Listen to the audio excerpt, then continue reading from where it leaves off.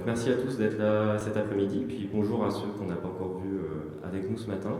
On va assister à deux conférences, une conférence de David Bowen qui va commencer, suivie par Andreas Lutz, deux conférences autour d'un même thème, même si les deux conférences vont être indépendantes, mais autour d'un même thème, Alternative Interaction, donc qu'on a voulu, en écho au travail de ces deux artistes-là, et qui est un thème aussi qui nous intéresse nous, c'est-à-dire comment imaginer d'autres formes d'interaction avec la technologie, que ce soit entre la nature et la technologie, plutôt avec David Bowen, c'est plutôt lui qui va en parler, ou entre humain et machine. Ce sera plutôt Andreas Lutz qui parlera de ce thème-là. Voilà, donc deux conférences d'1 heure chacune, et ensuite on enchaînera sur la suite. Évidemment, ces conférences sont en anglais, donc voilà, je préfère vous prévenir. So now please welcome David. So it's your turn, and you have the mic. Thank you everybody for coming.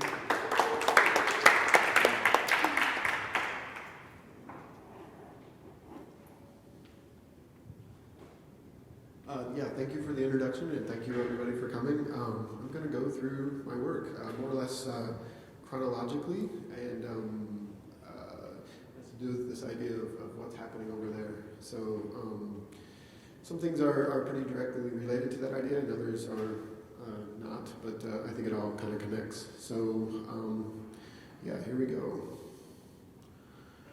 So this first piece, as you can see, is titled 8 Switches, and this was when I was early in my grad career at the University of Minnesota at Minneapolis. And I was doing a lot of kinetic work at that time, but kinetic sculpture with made from steel with analog components, so nothing digital per se with coding or anything like that.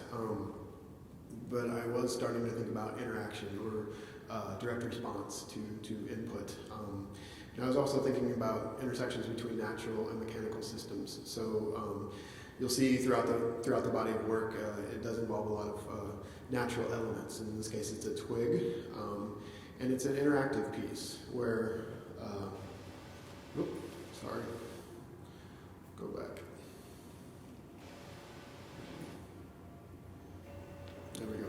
So the viewer has a choice of 8 different switches, toggle switches here, and when a switch is pressed, this twig will rotate around and check each switch until it finds the one that was switched. And as it does that, it gestures, it points in the direction that the person that pushed the switch is in. So it's sort of indicating or gesturing. And again, this is an analog system. This is using an AC motor. There's no robotics or anything, no programming or anything for this. Steel construction, and this twig is held in place by a bracket, as you can see there, that was kind of inspired by when somebody breaks an arm or a leg, sometimes instead of a cast, they'll put the bone in traction to sort of isolate it. And I thought that was a wonderfully disturbing interface between a natural and a mechanical system. So as a grad student at U of M, I worked with the mechanical engineering department. Oops. I'll get this right. And at that time I was introduced to programmable microcontrollers. So this is 2003, this is like pre-Arduino days, but basically like Arduinos. And so at that time I learned to integrate coding into my work, and with that new skill I created this piece titled Infrared Drawing Device, which uses infrared sensors to detect people. And initially what I wanted this to be was kind of surveillance, like track people as they went through the space, walked through a space. And then I'm starting to think about mark making. I'm an art school kid, so I was doing a lot of drawing. And so these drawing arms recur a lot with a lot of the pieces, the idea of making a mark. And as you can see, this is less about surveillance and more of an unruly child, or a very specific drawing instrument.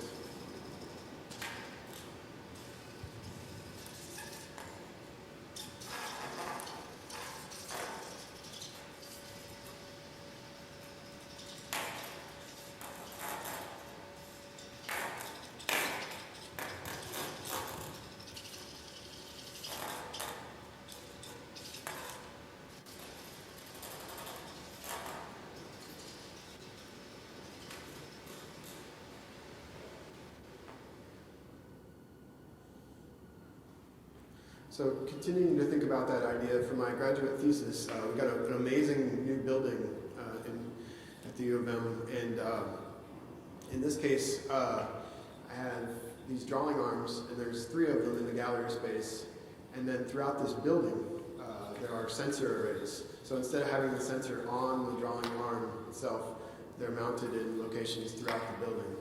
And so what happens is the drawing arm responds to inputs received sometimes on the other side of the building. So starting to think about this idea of distance, putting some distance between the activity and the record of that activity, I suppose. So as you can see, they're highly gestural drawings.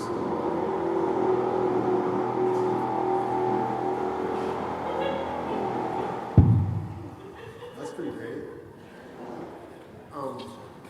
Gestural drawings produced in the gallery space. So the art, say, is being produced based on people's interaction with the sensors throughout the building.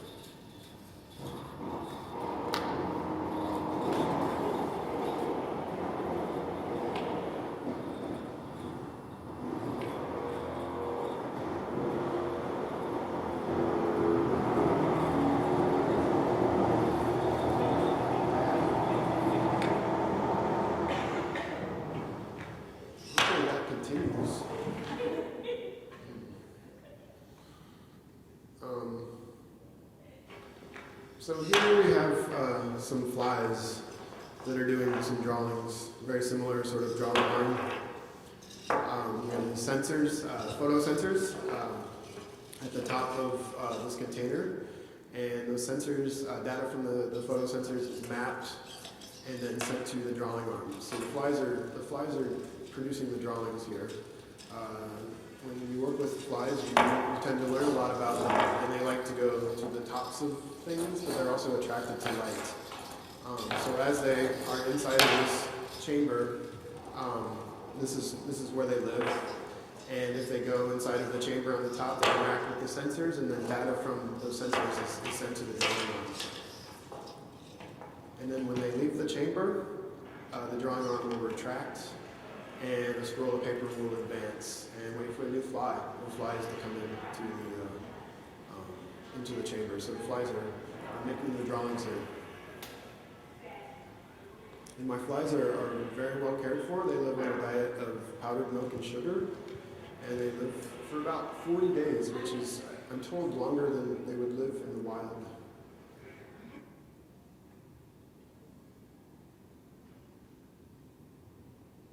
So here we're taking that idea of distance, again using the similar sort of drawing arm drawings, and really expanding it. So here we have a sonar sensor array in a space and a drawing arm that are mounted adjacent to each other in a gallery, and a sonar sensor array and a drawing arm at the University of Minnesota at Duluth, where I teach. And the sensor array and drawing arm here are in a place called Labo in the north of Spain. And so the drawing arm in Spain is producing drawings based on data collected from the sensor array in Minnesota and vice versa. So drawings are occurring across the Atlantic Ocean in this case. So it's impossible to know exactly what you're doing on the other side, and I think that's pretty interesting. It also kind of turned into a call and response, or a primitive form of communication, sending signals back and forth across this big distance.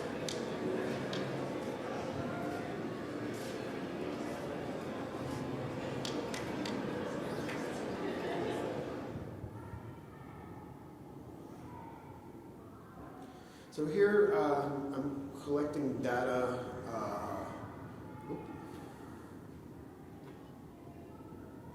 Not using tech per se, not using microcontrollers or coding. I did this residency in 2006 in this place called Balaton-Füred in Hungary, and I didn't bring any of my tech with me. I just brought some steel wire and some charcoal and kind of worked with what was available. And so I set up these 3 wind drawing devices. So we have these leaves that collect the movement of the wind, and then that activates charcoal, sort of counterweighted by a stone, and that activates this charcoal, which makes marks on paper. And so these were set up, it was a 2-week-long residency, So these drawing devices were set up every day during the entire residency, and so they produced a variety of drawings based on the wind conditions. And so I think this is where the idea of data visualization started to come into the work.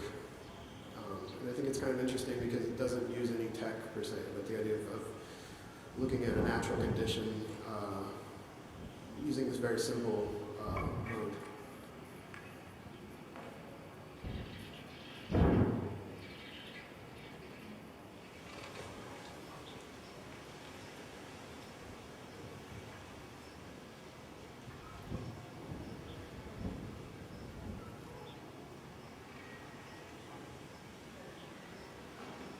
So these are the drawings that were produced during the time of the residency, and as you can see, some days were pretty intense, and some days there wasn't much wind at all. Some days it actually rained a little bit, and so the paper got wrinkled.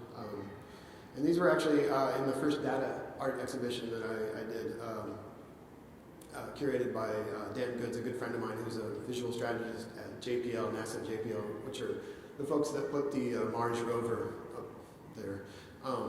And I thought it was pretty interesting that Dan, this very techie guy, went with the lowest tech piece.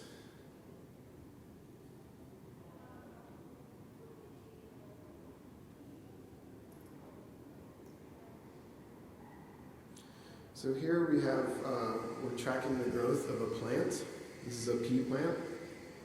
And I constructed this device that moves behind the plant in X and Y, kind of like a printer, and it's using actually an old school computer inkjet and a light detector, a photoresistor, kind of like what was detecting the flies. And every time that photoresistor sees the shadow of that pea plant, it tells that inkjet to spit out one period, one dot of ink. And so it creates these, and as it rasters behind the pea plant, it creates these rasterized drawings or renderings of the plant. And the system is set up to produce a new rendering every 24 hours.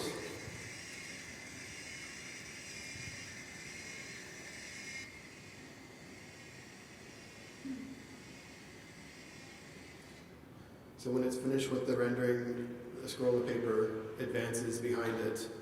And this was an exhibition at this place called the Rochester Art Center in Minnesota, and they gave me this really long wall. And it ran for 3 months, and so I decided to have the system start and produce pea plant drawings every 24 hours for the entire 3-month exhibition. And so I have the 2 months into that 3-month exhibition, the curator called me. Of course, I'm forever getting phone calls from people, about something being broken or something not right. In this case, the pea plant was starting to die, and the curator's like, "Well, what are we going to do? Should we change it?" And we decided, no, we'll just leave it. So I have this 50-foot long scroll drawing of the entire life cycle of this pea plant, starting from a little sprout on up to growing and thriving and starting to wither and then fall over. So I think that was something that I couldn't have predicted maybe so much, but that maybe added something to the piece.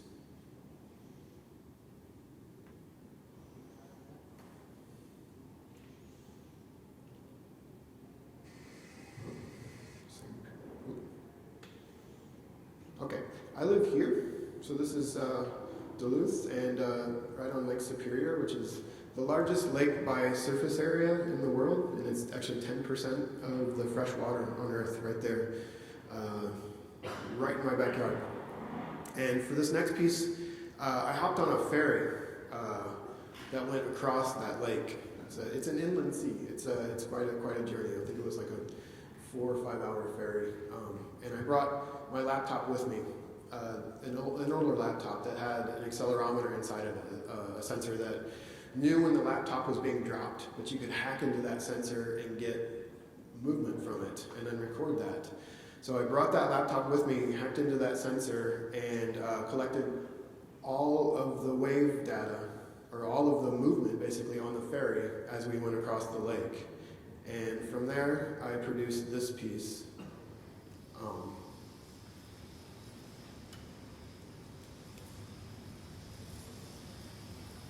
So I took that sensor data and then mapped it to 17 servos that are hanging above, kind of like a marionette.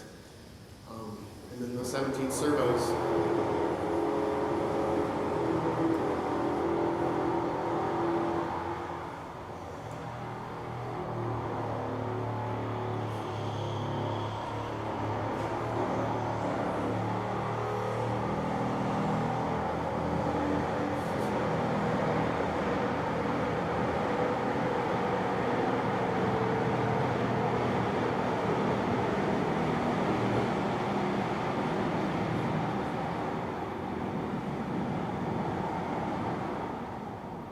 sorry, I didn't realize they'd be doing construction here today. Apologies. So those 17 servos are connected to a grid structure that hangs down below. And this grid structure, so the data is mapped to the servo motors that move up and down based on the displacement of the wave, basically. And then that is, those are holding on to these this grid structure down below. So it recreates the water surface from the data on that, collected on that ferry. And it was a pretty rough day. I looked, you can actually check on a website to see like what the wave heights are. And some of the largest waves in the world were on Lake Superior that day.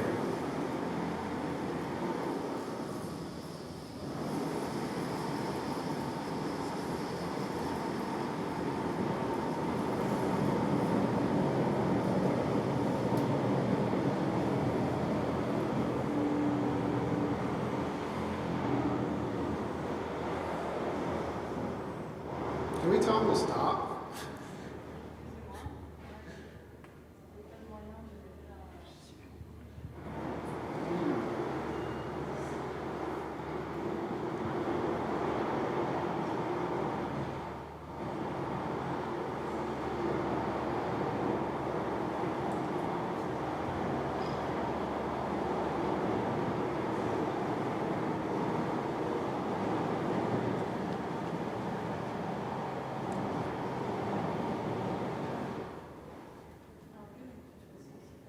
So this is the piece that's in the exhibition here, titled Telepresent Wind, and there's a couple versions of this that I'll show. This is an earlier version that's like the one in the exhibition. And so it consists of 42 devices that are on XY tilting mechanisms. And then there's, these are tansy, which is a Minnesota plant. And here we have a single tansy stalk that's outdoors. And at the base of that tansy stalk, there's an accelerometer, a device that measures tilt in X and Y. And so as the wind blows that tansy stalk around, data from that accelerometer is sent in real time to, in this case, the 42 devices in the gallery space. So if you go into the main exhibition hall, you will see this piece. And the movement is based on what is happening in Minnesota right now. So it's taking the wind from halfway around the world and recreating the physical effects of it in the gallery space.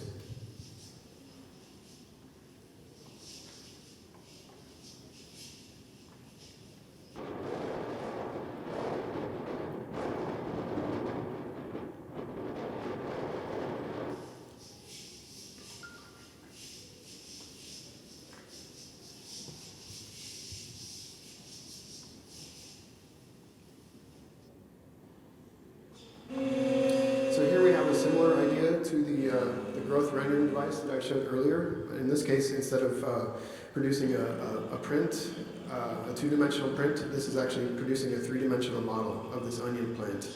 So this is a DIY open source 3D printer, and it's scanning this onion plant, and as it scans the plant, it is making a plastic model of the plant.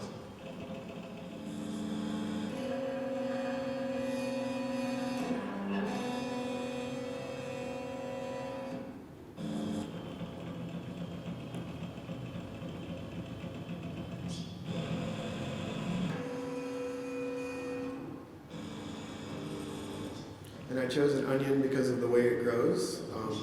The printer needs a bottom layer to build something on top of.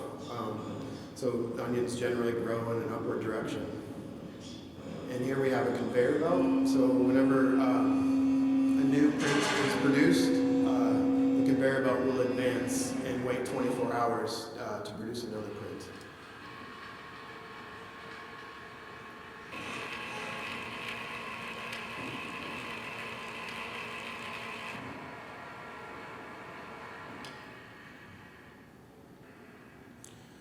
So here we have a time lapse that I'll run through real quick so you can kind of see depending on the height of the onion plant, it can take anywhere from 20 minutes to 2 hours to produce one of these. But you can see it's being scanned in real time as it's being printed. So then it advances the conveyor belt.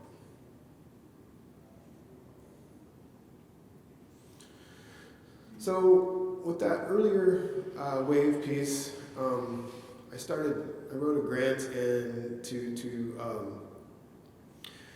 create a sensor that would go on the surface of the water so that I could do something similar with the telepresent wind piece.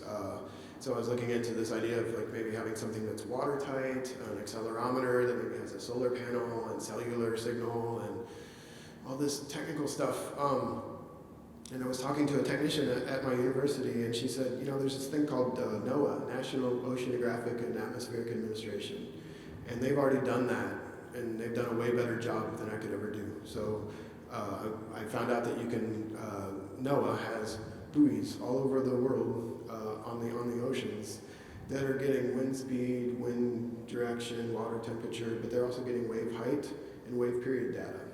So I wrote some custom software to go to one of those buoy sites in the central Pacific Ocean and grab that wave height and wave period data, and then I'm mapping it to this kinetic sculpture. And this was in Marseille in 2013, and the buoy that it was pulling data from was in the central Pacific Ocean. And this is a much larger scale version of the piece too. So the current conditions in the middle of the Pacific Ocean were being recreated in the gallery space.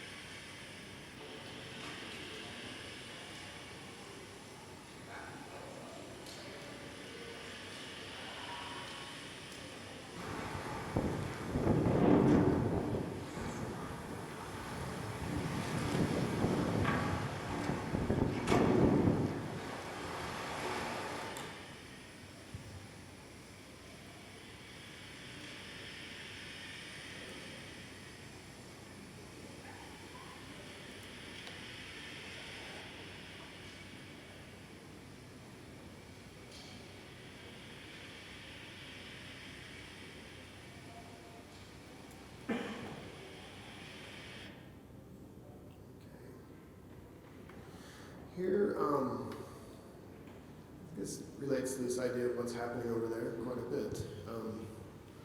Here, some flies have an internet persona, kind of making a commentary on Twitter here. We have a keyboard inside of this acrylic sphere where about 200 flies live. And up above the keyboard, there's a camera that's, whoops.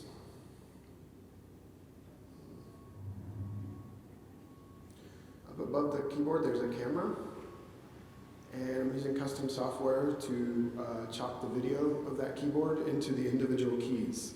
And so whenever a fly lands on or interacts or flies over a key, that key is into a Twitter box.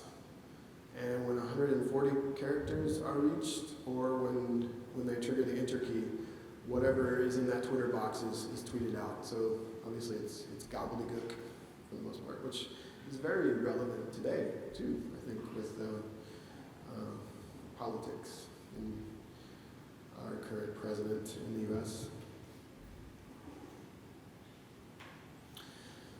So this was back in 2013. I think at one point they were up to like 10,000 followers, so people were really curious what the flags had to say.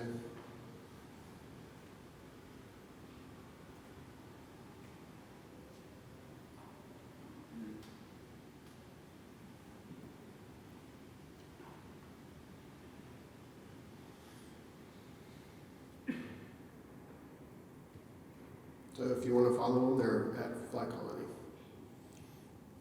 Again, back to here, where I live. Something that's kind of specific to where I live, project. I wanted to make something that related to this beautiful lake. So I got funding to purchase a drone to do this project where I sent the drone out to a fixed location, a fixed GPS location on the surface of that lake. And that drone has a camera that looks down at the surface of the water. And I would deploy the drone every day, but on different conditions, or in different conditions, but to the exact same location, and collect the water surface.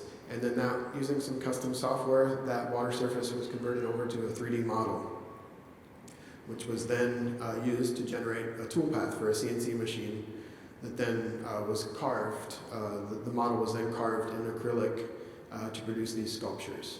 The scale on these is about 6 inches in diameter by about 6 inches high, and there's a series of them, and they're all different based on what the current water surface conditions were on particular days. So here are a series of 5 of them with different water surface conditions on that lake. Some days it was relatively choppy, and some days it was kind of smooth, but they differ from day to day. And it's taking this very dynamic, fluid movement and fixing it into a fixed, permanent material.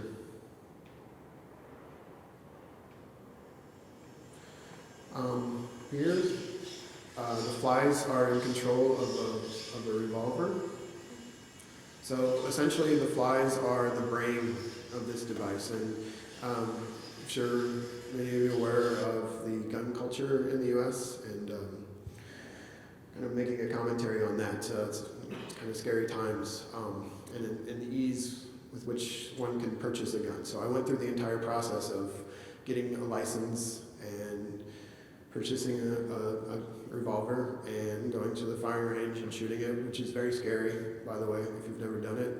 I don't think I could do it recreationally, but I think I needed that for this process. So I set up a situation where the flies are, why is it doing that? Sorry. The flies are essentially the brain of the gun. So they're in control of it. I'm using open computer vision software to track the movement of the flies, and then those movements captured via video are mapped to the movements of these servos. So there's basically inside of the sphere where the flies live, there's a target, kind of backdrop situation where they fly over, and wherever they are, that tells the gun where to move to. So here's the software. And if it's a cluster of flies, it goes with like the densest cluster. So again, very arbitrary in terms of the movements, very random, very frightening, this piece.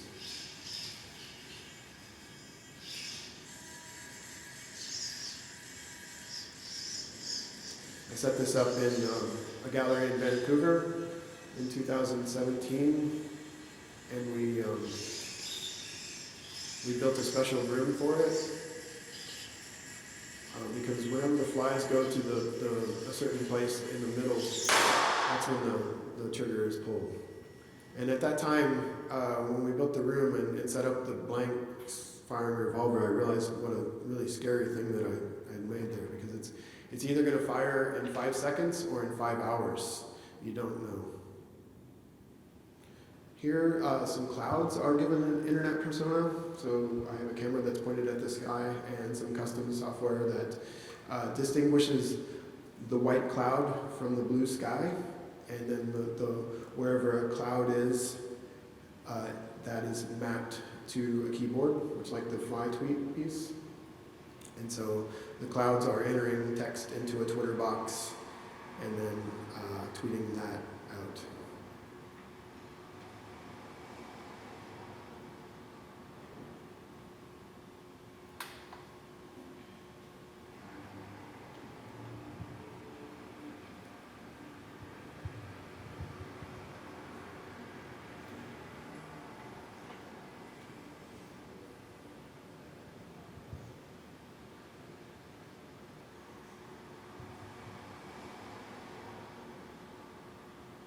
So if you'd like to follow them, they're at Cloud Tweets.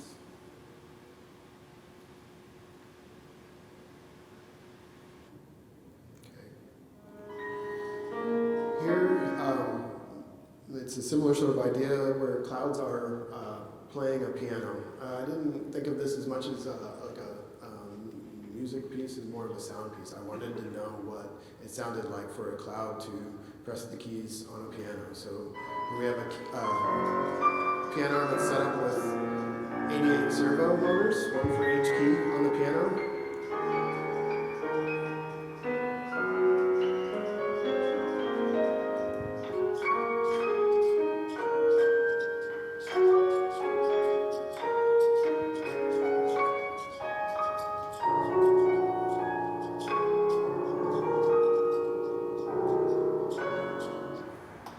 And then a camera that's pointed at the sky.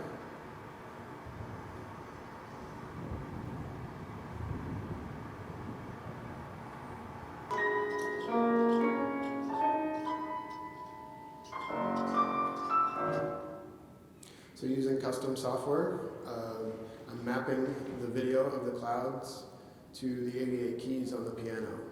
So, if a cloud is over a particular key, then that key is pressed.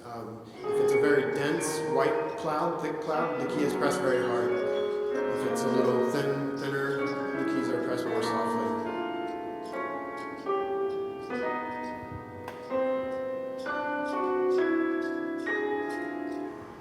So the sound, of course, differs day to day based on what the conditions are.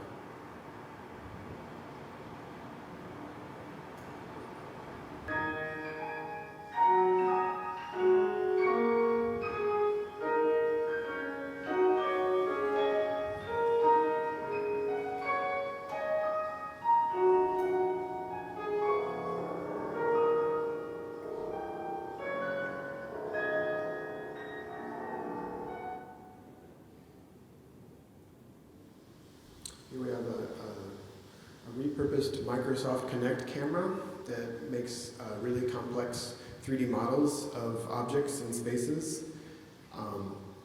like this, and it's set up in a wooded area.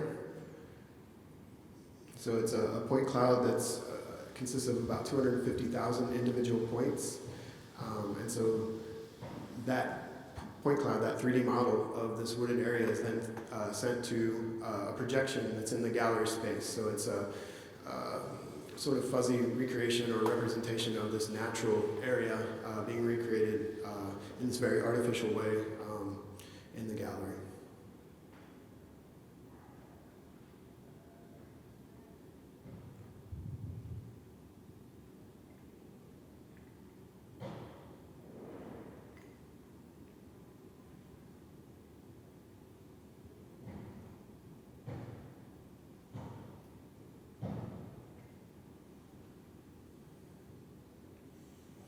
And so here we have a similar sort of camera, and instead of having a single fixed point where I'm collecting water surface data, I have that camera that collects that point cloud, or that complex 3D model information, fixed over the surface of the water. So here we have 750 individual servo motors that are hanging from the ceiling in the gallery space, and then there's a grid that's hanging from that structure. And here on Lake Superior we have a camera, a 3D camera that's collecting water surface data. And the camera doesn't deal with water very well, so that's why I have that pool cover that it's pointed at. The data is being mapped to these individual servo motors in the gallery space. And here you can see the point cloud, so the complex dynamic flow of the water as the waves come in. That data is being mapped, each of those points is being mapped to these 750 individual servo motors. And so the participant or the viewer can go into the gallery space and actually be underneath the surface of the water as it's being recreated in this very artificial way from a distant location.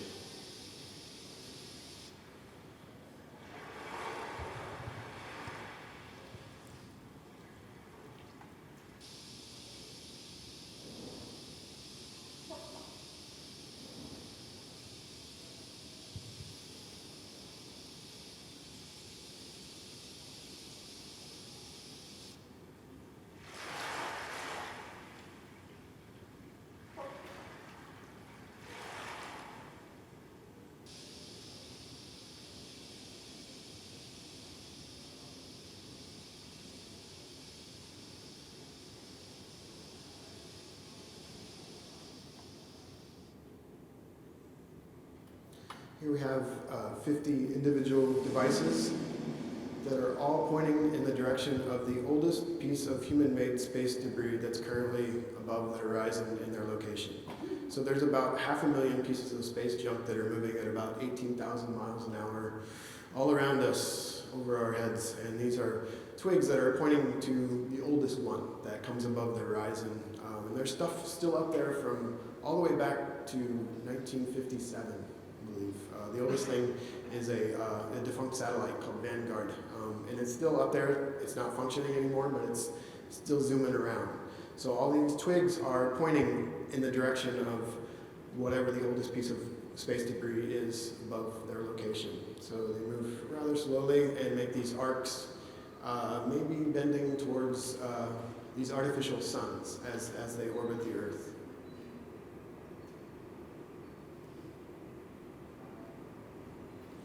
And so when the piece of space debris drops below the horizon, all of the twigs will then go to a rested position and wait for a new piece of debris to enter their field. Here's a 1-hour time lapse.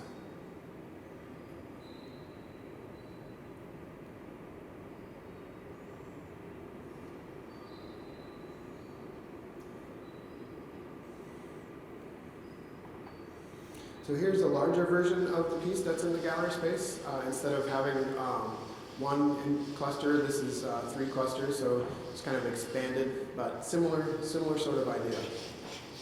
So I'll keep it rolling here. So you can see how adding to the field increases the effect. So again, if you'd like to see what the current conditions are in Duluth, please go check out the gallery space later on. All right. So here we have, I'm using these cameras that surfers use to find out what current conditions are at the shoreline as waves come in. And so these are real-time live video feeds of waves as they lap the shore. And there's 2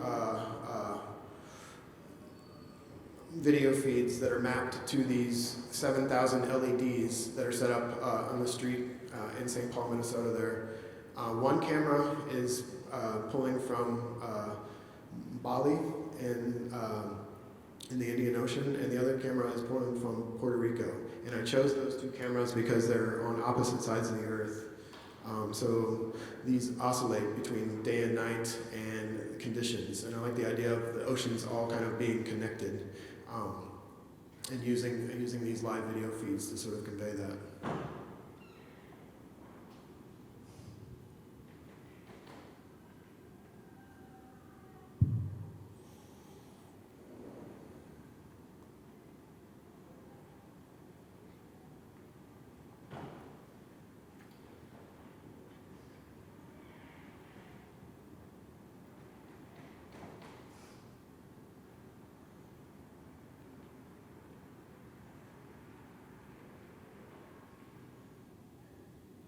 So this is a more recent project where I'm pulling images from a Worldview website, satellites that orbit the Earth that take pictures of the surface of the Earth, and I am collecting that cloud data. And basically this is a satellite view of the opposite side of the Earth from where I live in Duluth, Minnesota.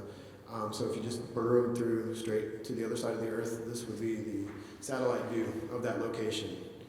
So every day I'm collecting these cloud images and then using custom software that those images are mapped, converted into 3D models that are then converted over into toolpaths that are then used by a CNC machine to carve those cloud surfaces in foam in this case. And so the CNC machine is actually hanging in the gallery space, so it's above people's heads, and it's mirroring what's happening on the opposite side of the Earth in the gallery space. So these carvings change from day to day.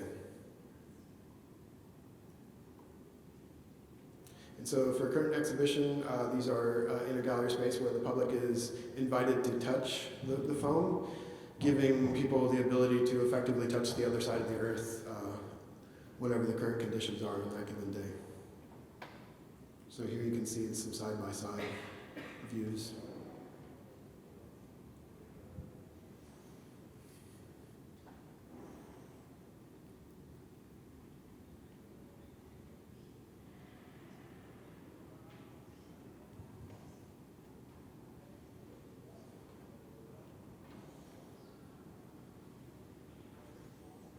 All right, so one more project, and I'll turn it over to Andreas. This is a plant drone project where I decided to give a plant the ability to fly a drone. So we have a plant that's mounted onto a quadcopter, and then I added this very bright 100-watt LED to the drone too. And we have a few mishaps here and there with electricity. Turns out 100 watts is a lot. But we hooked up sensors to the plant that would detect electrical impulses from that plant. As variable resistance is collected as the leaves move around by wind or are touched. So these sensor pads are collecting that variable resistance data from this plant that's mounted on this drone. And the drone is also mounted with this very bright LED and flown. And of course, that's not the sound that goes with that. Anyway, so the plant is flying the drone, and I have a camera where I open the shutter on the camera, and so essentially the drone makes drawings in the sky as it's flying. So these are the end product, I guess, from the piece. So this is a very recent piece, and yeah, that's what I do.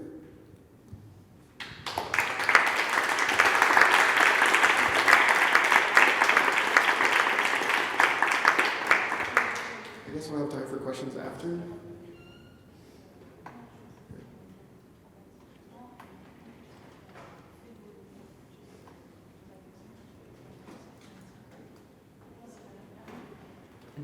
Sorry, does anyone have a question for David Bowen? No? Okay, so we will now take a really short break. Thank you, David. Sorry for the loud noises. And we will quickly now welcome warmly Andreas Lutz.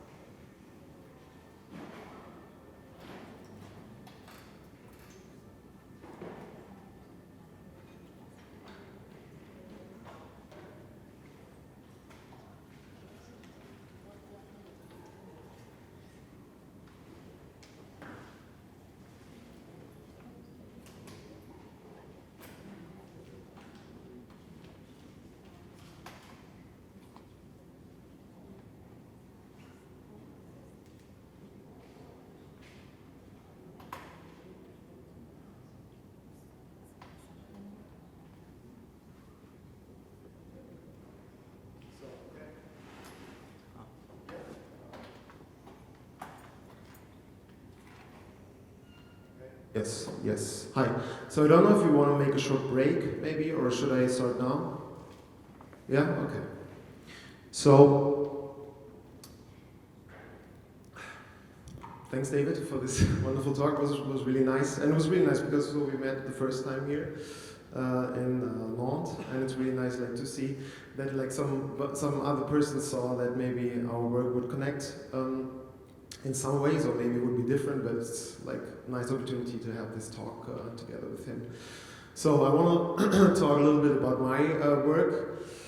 When I was asked to give this speech, I saw this as a nice opportunity, to think about my work, or to sometimes, you're stuck in the process, and of course, you know about your theories and why you would start this and why you would do this, but then I thought it's maybe a good point in my daily routine or so, like to really think about it, maybe to write it down, what really interests me or why it started, and what is maybe some of the underlying theories I'm interested in, and what it made me to do this work I'm doing now. And I tried to write this down a little bit and to give a little bit of insight in my whatever theoretical process or background. So I want to talk a little bit about principles I gave myself somehow, or like things I'm interested in generally. Then like about a hypothesis, like an artistic assumption. It's like a kind of a concept I gave myself for the work I want to do, which I was interested in. It's kind of a book or like a storyboard. So like all my work is around it. I called it outlines. So this is channeled in outlines. Like I will talk about it later. Like some kind of states, which all my work is like aligned around, or like yeah. And then, so first I show this like a little bit for the machinery work. So my focus is more like on machine and more artificial intelligence. But then I did some other work as well, and I will show during the end some works which are not mainly based around machine and artificial intelligence, but which I did with in collaboration, or which have a little bit different background, but you will see. But I want to start with two works I did now 10 years ago. So like when I finished university, like maybe to show a bit about my background, why I landed here doing the stuff I do now, but what I was interested when I was 10 years younger. So for me it was like interested. So that is me actually 10 years before. But it started because I was interested in interaction, but not using like the normal way everybody would do it with a keyboard or with a mouse or with a whatever, which was like the normal thing to do back 10 years ago. I was interested in like having a different approach, like how people could navigate with the computer differently, and meaning by that just by voice and by gesture, just by gestures. So I created a website, and that was even before, I guess, before Kinect was on the market or so. Like I wanted to have a website where people they don't have to go to a museum or so, but they could open this in their living rooms and so, and interact differently with the computer. So it was a website, and it was like at that time based around stuff I do, but like as a navigational concept that you could navigate with it by talking with it, or like with by waving your hand, or by like gesturing. So for me it was always interesting like that, or that's I think is like the main goal of human to machine interaction, that we should be able to interact with the machine or the computer how we interact with other people. So I think this is like the main goal. We're still not there yet, so of course now all this technical stuff is being made like now with super crazy censoring and stuff that that puts our emotion into machine readable stuff. But so yeah, this was like the underlying reason I was interested in building this kind of stuff, and it was really nice. Yeah, so it was really before people knew that, or like thought about that you can that you're not limited by using only like just a keyboard or mouse or so, but just to have like a different approach of how we can interact with the machine. Then a few years later, 3 years later, I was interested. So this is like an interactive movie, I would have called. So I started out to be more interested in technical stuff. So not so much in art. So I didn't know that I would end up making art in this phase, or in this series. I was more interested in the technical approach. So I can say from a background, I studied engineering, so I'm more a tech guy, so I'm coming from this direction, and so this is what I see now. This is what made me do this at that time, was more like technical. but also interesting in a way. So I was interested how you can interact as well, but differently with a movie. So maybe that you can, you as a user, have your individual storylines, and you can make the movie go into another direction. So things similar what Alex Verhast does, what you see in the video, like an interactive video, which is here today. She's here as well. Or like maybe a recent example was on Netflix, like last year or so, where they did like a really an interactive video where like the user could change his own storyline and so. And I was kind of interested in this idea, so I started to, and I'm doing music as well, so if somebody's interested, I will show a performance tomorrow night, a live set. So music is what I always did, what I started with. So we shot a music video for a song of mine, and then we created the whole storyline.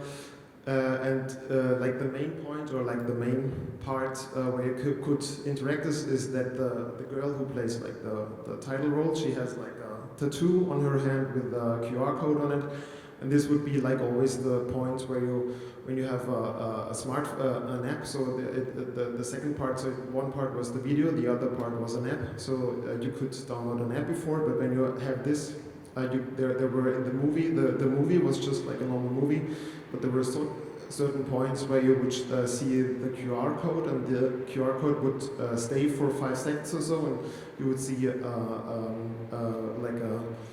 there was an alert before. Now you can direct your smartphone to the screen, and then you could see on your smartphone, you could see like another storyline, or it would go in a totally different direction, or you could see like where we shot this video in real time, like with Google Maps. So we shot like, or you could open a website where you could see background information for the actor or so. So it was just like I think I called it back then augmented interactive content. So it's more technical, but like this was the basic idea that you don't have only like the video and like the linear things, but that you can make from a linear movie, you can have an interactive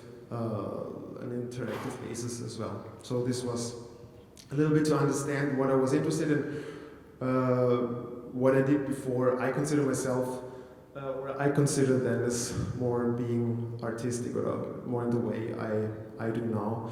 So I don't know when this started, but at some point then in my life, I realized that like the technical approach for me personally is too boring in a way, because it's just like you apply it on things, and you just work with some stuff some other people thought of or they invented, but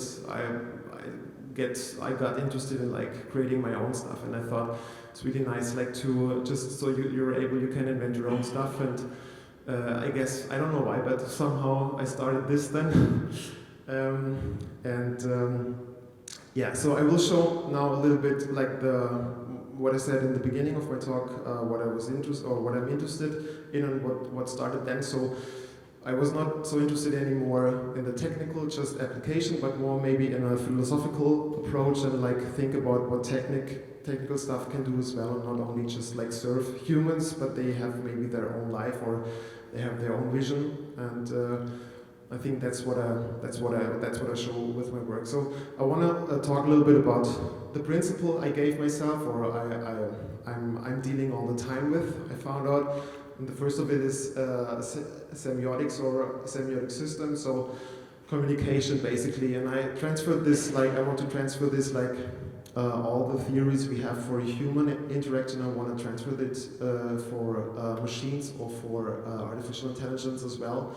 So because I think, coming from this point, and seeing that like machine and artificial intelligence is so important, it would be stupid not to think that they are able maybe to create their own culture, or they have their own language. So it's maybe we don't understand it in a way, but it's like machinery code, or like, I don't know, serial, whatever. So all the protocols, everybody knows about this, and for me this means this is like a language as well. So they are talking all the time with them.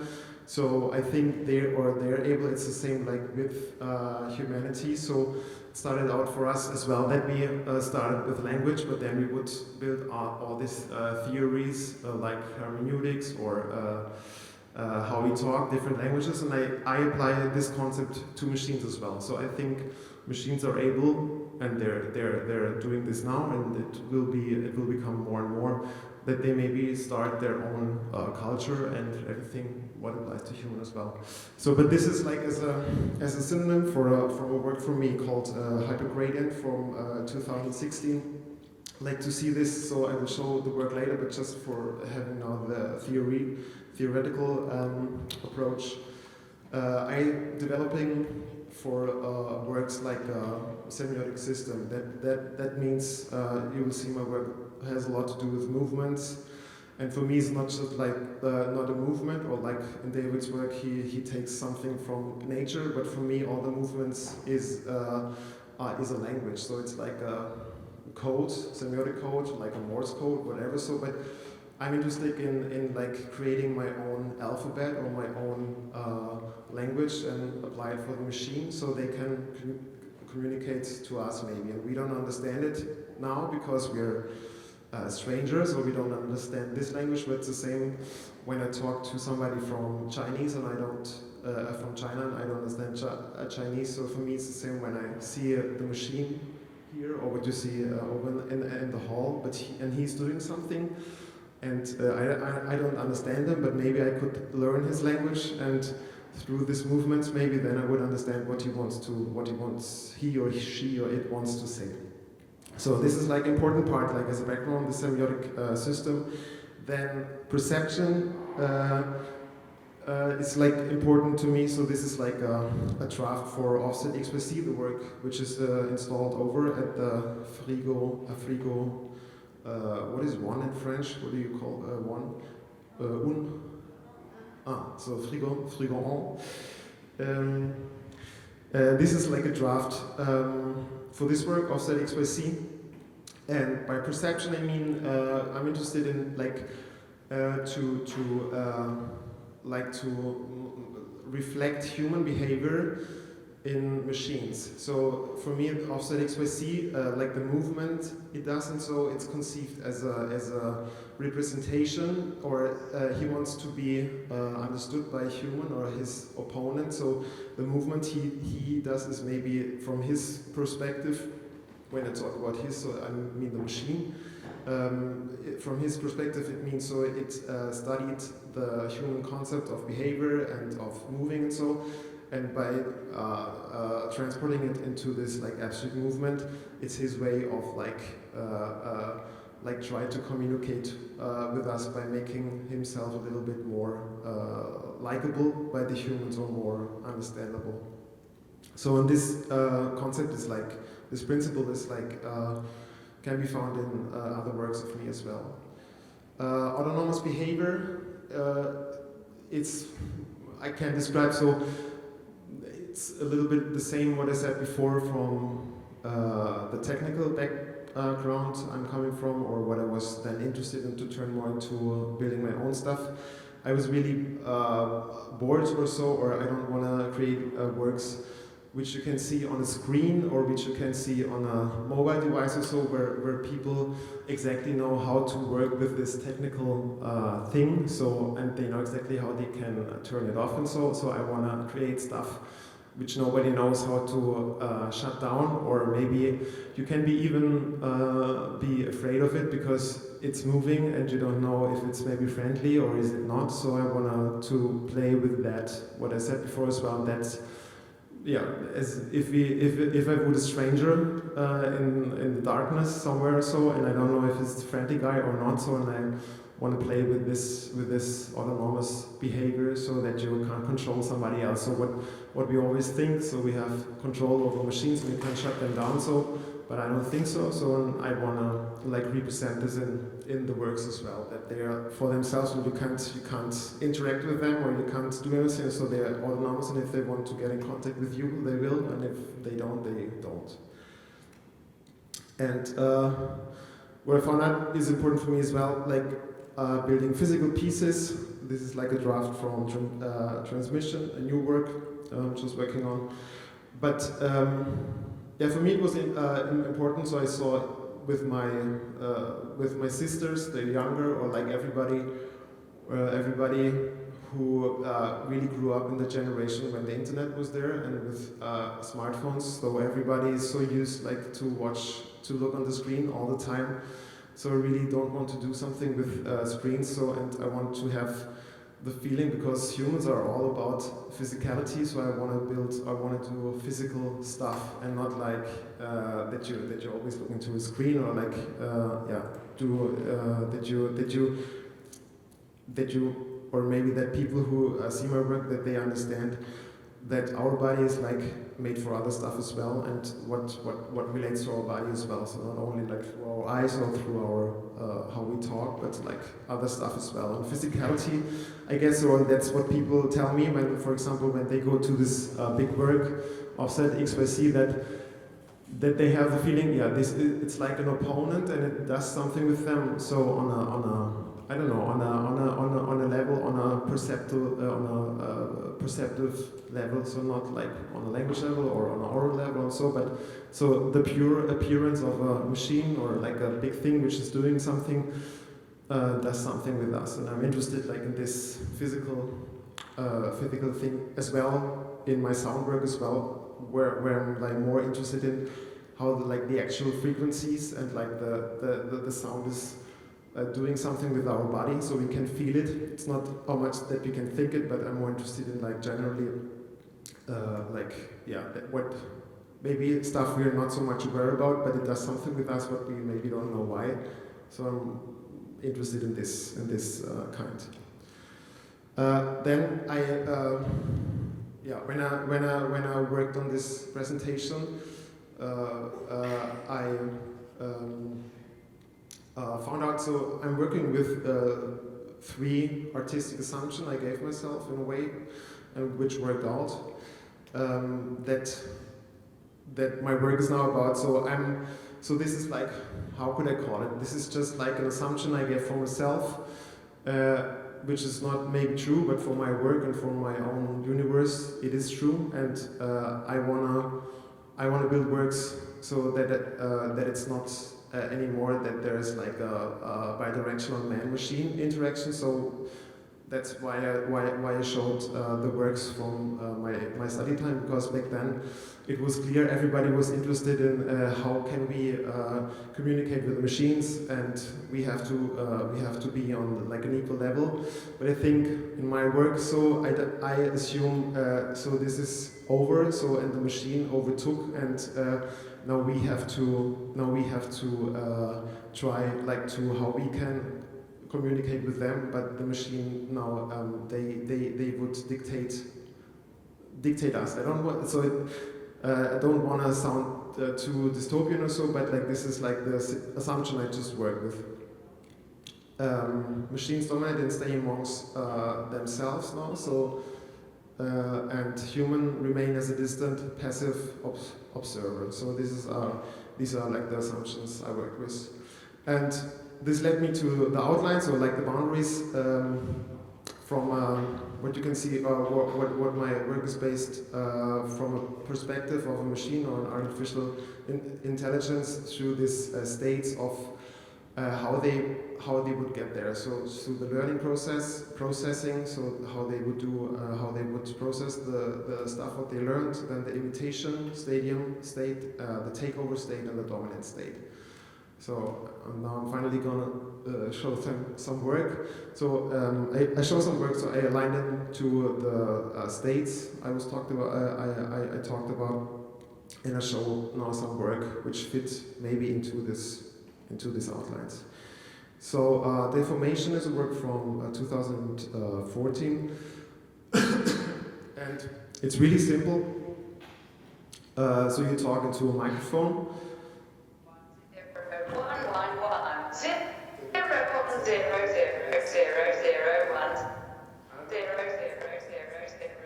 So you talk in it, and but you read from a book, or you just talk normal human language, but like it's immediately turned into machine code, so like 0-1 binary code. But this work is about like that you see that like in the moment when a sentence is out of our mouths, we don't have the control over the language anymore. So because it can become fake news, or it can like somebody can control it, or like put it into in a different meaning. So this was this work about. So like that you don't know what's gonna happen with your language anymore. And like before, it was maybe clear when you said something. This was like super clear, but now when you write something, so you never know if somebody could like change this message or like make it wrong again. Then from the processing state, this is hypergradient work from 2016. I took the humanistic theory of hermeneutics, which is like the different states of different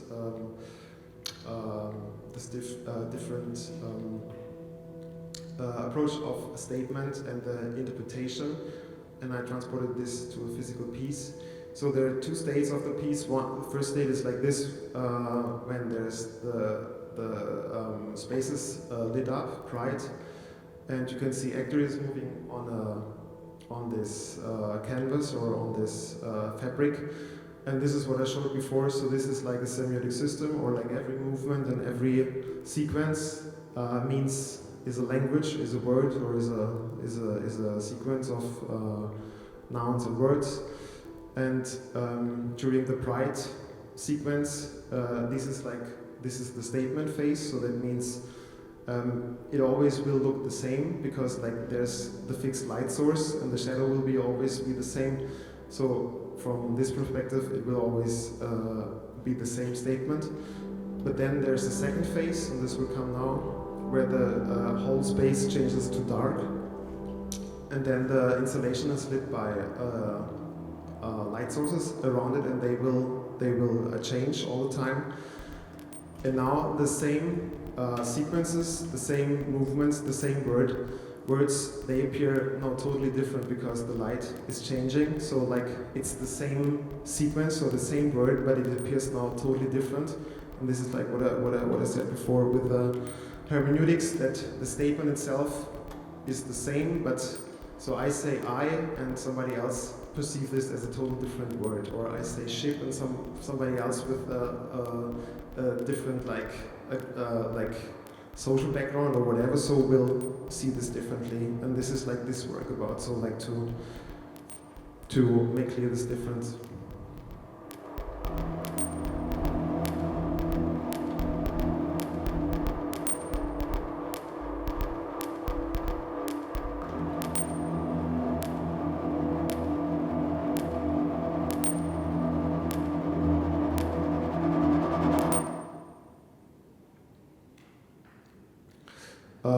In the same outline, or in the same state of processing, is Demon, a work as well from 2016, which is an audiovisual work, which is the same topic, but here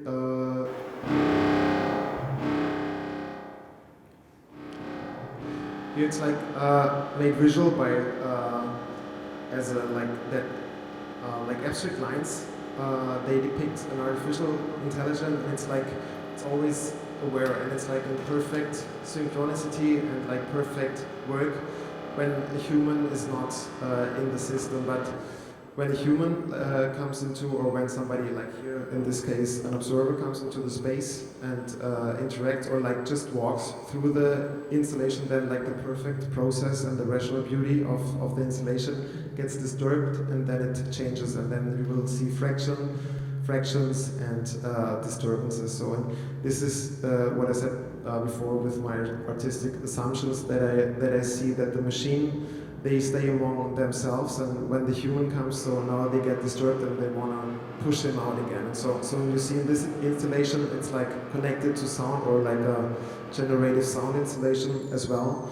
But in that moment, when you would see it from afar, it would be always like it needs and really calm down. But in that moment, like somebody walks through the installation, it really gets angry, or it changes a lot. So yeah.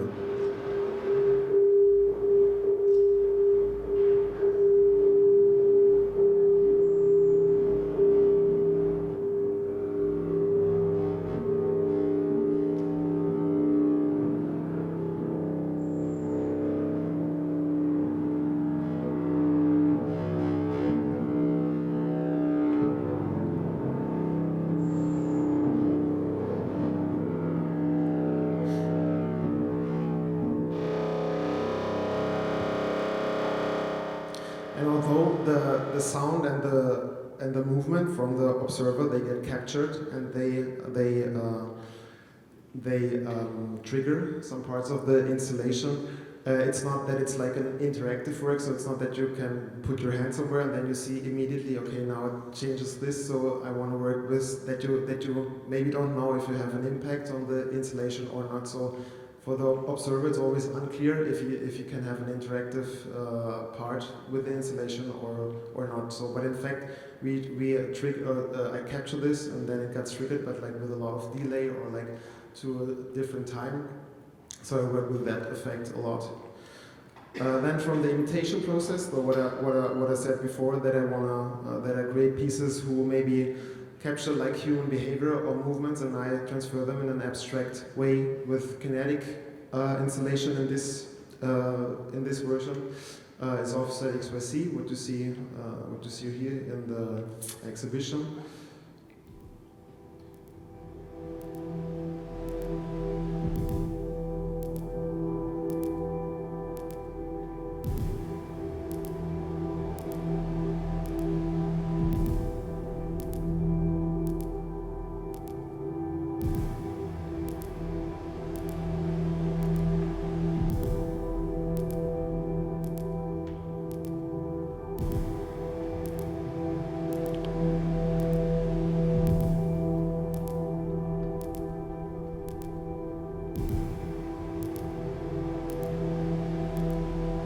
Yeah, so for me, I see this as a living being, which is like in the space, and when I approach it, it's communicating all the time, and it's up to me if I can make contact with him or not. So it's kind of an alien as well.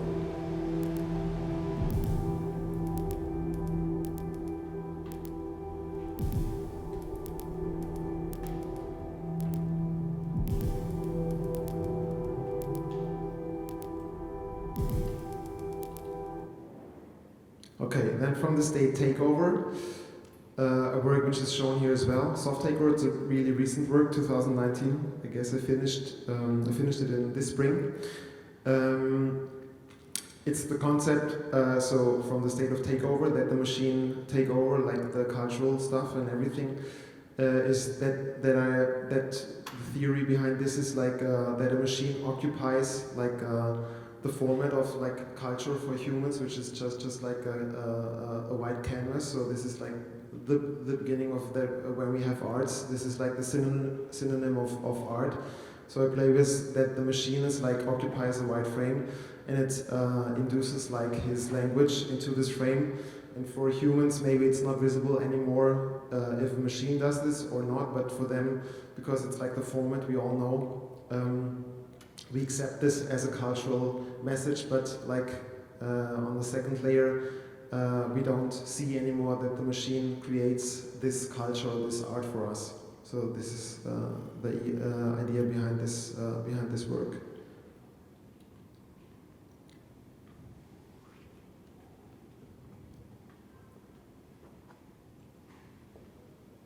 So you see, it's like an abstract painting, and it changes all the way. And it's a little bit similar to the hypergradient installation I showed before, but without like a one fixed light source, and because there are more actuators, it's like creates more like for the human eyes. For the human eye, it's more like the illusion of a painting, but it's changing all the time as well. So you have like an ever-changing code or like language.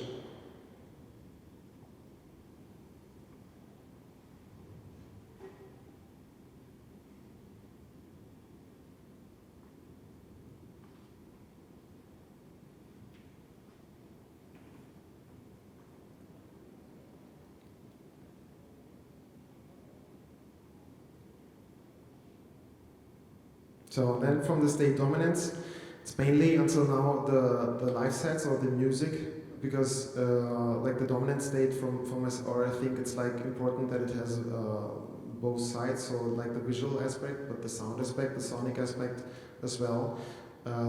So I did audiovisual AV installations and live sets with it.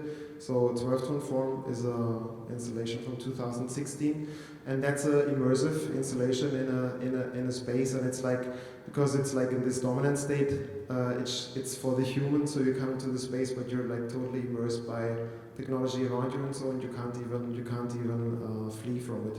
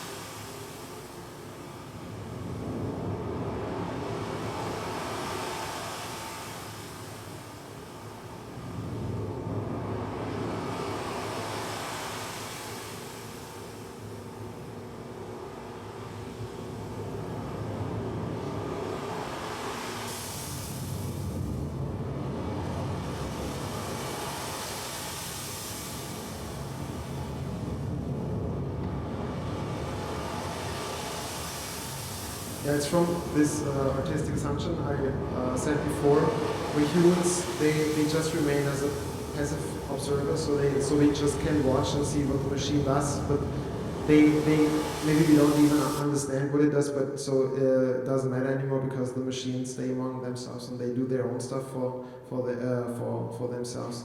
So I show this work. I show as well as a live set, so it's like the same basis. But the concept is the same, that, a few once said to me, it's like, it appears like a machine, like work made from a machine for machines only, so the human has nothing to do anymore with it.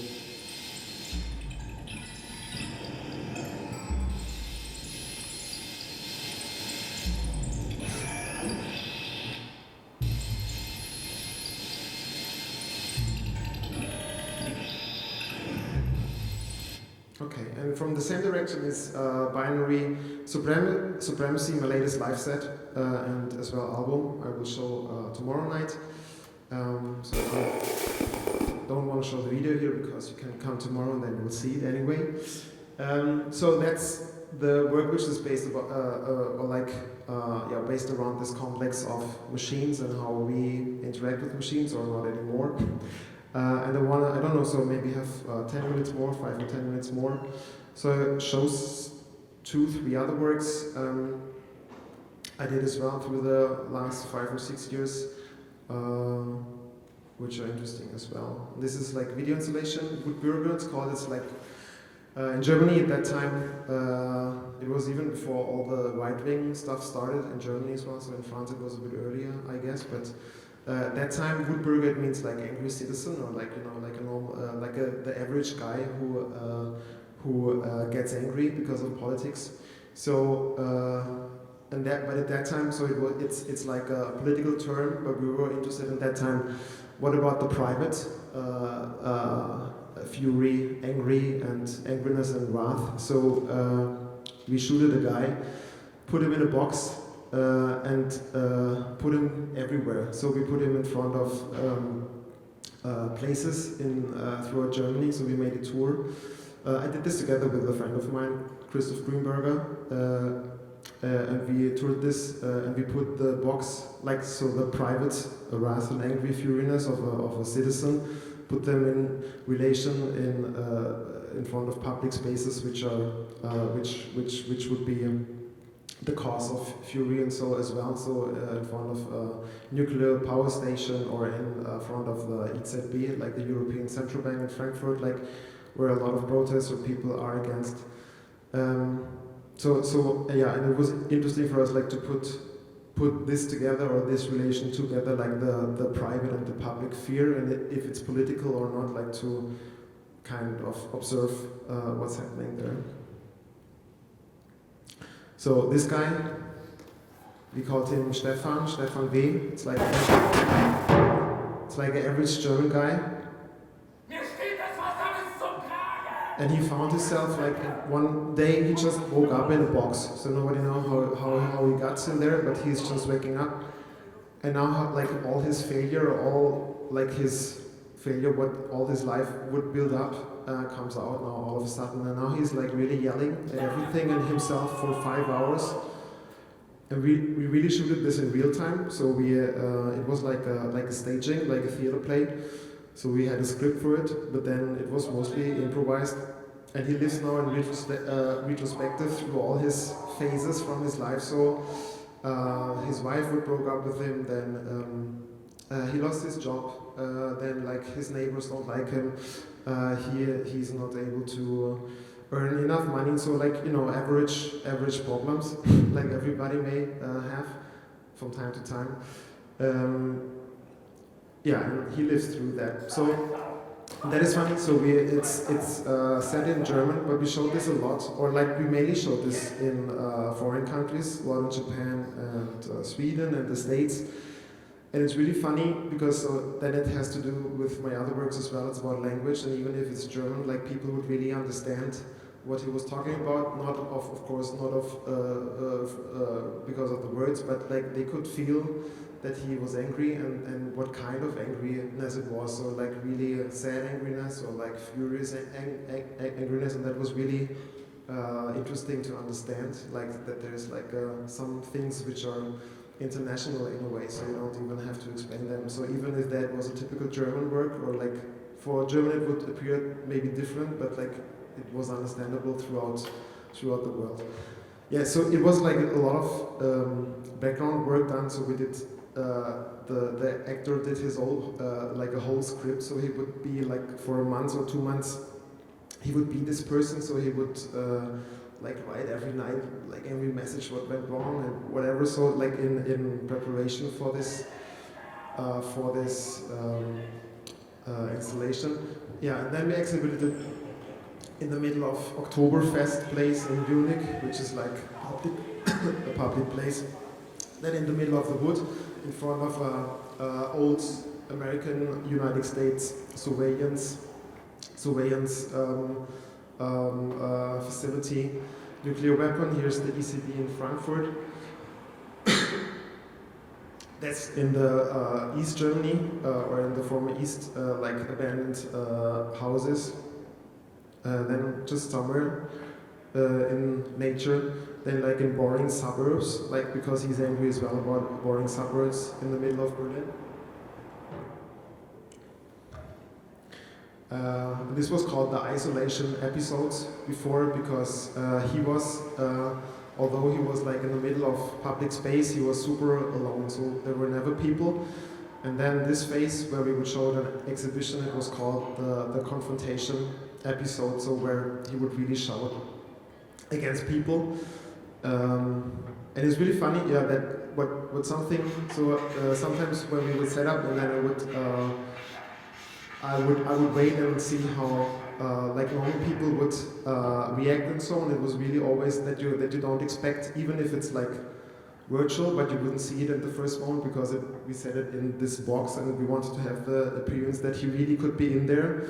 And some people maybe didn't see this all the time, so in the first moment sometimes they would go like two steps back, and so because they would think he would really shout to them. So it was really interesting that something which is virtual but has a really big impression on physical humans as well. So this was like a part of the demon work I showed before, but as an LED installation, and this was in the middle of Sao Paulo in 2017 on a big skyscraper as a part of a festival. And but it was like the same message of the demon installation I showed before, like to put this rational artificial language in the middle of a city.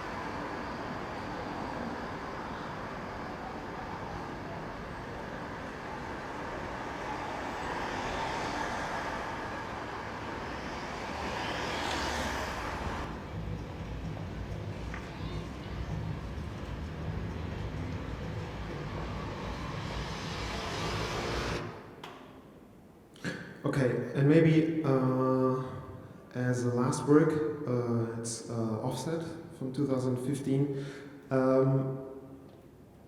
It was more like a prototype or more like a testing, but it laid like the ground for the other works I'm doing. So I was interested in like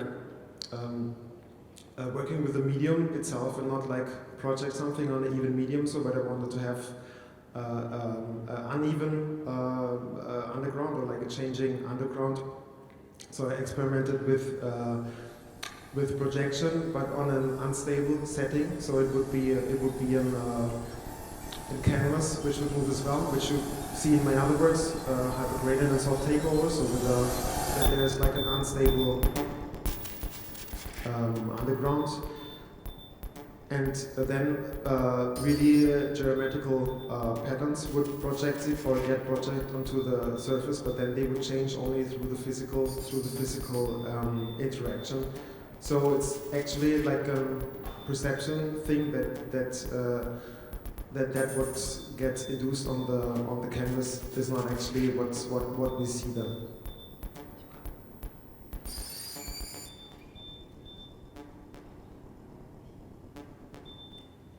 Okay, I get other works, but I guess if you're interested, you can look at them up on the website. But I think that's like the works who would fit most into this context we want to talk about today, and I want to say thank you. I don't know if there are any questions or not. Somebody has questions? Good, even better. Okay, have a nice afternoon. Thanks.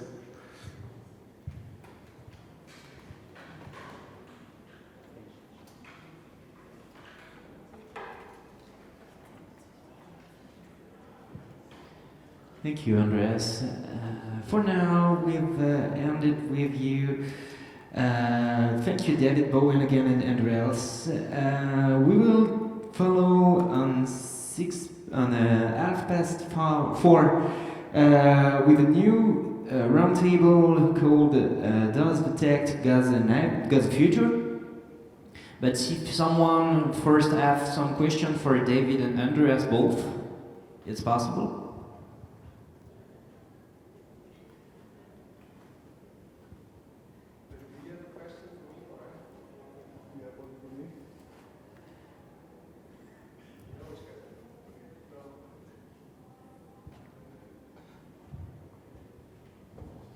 So thank you again.